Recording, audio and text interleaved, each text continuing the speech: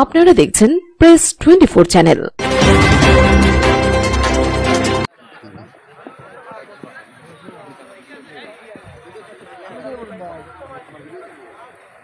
মাঠে প্রবেশ করছেন সুমনা আল মজিদ মহোদয়, প্রধান নির্বাহী কর্মকর্তা ময়মনসিংহ।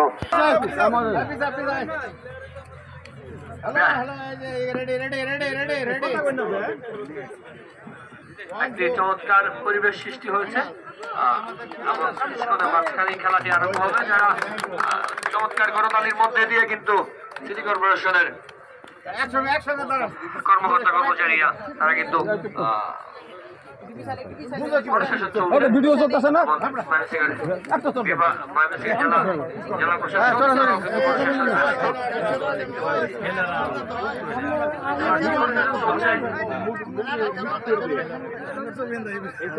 ঐতিহাসিক মাঠে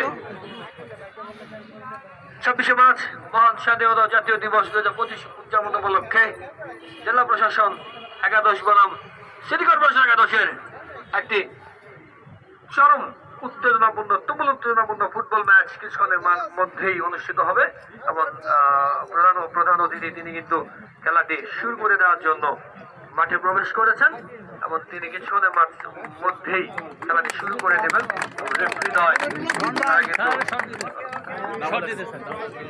এই মুহূর্তে কিন্তু উদ্বোধন হয়ে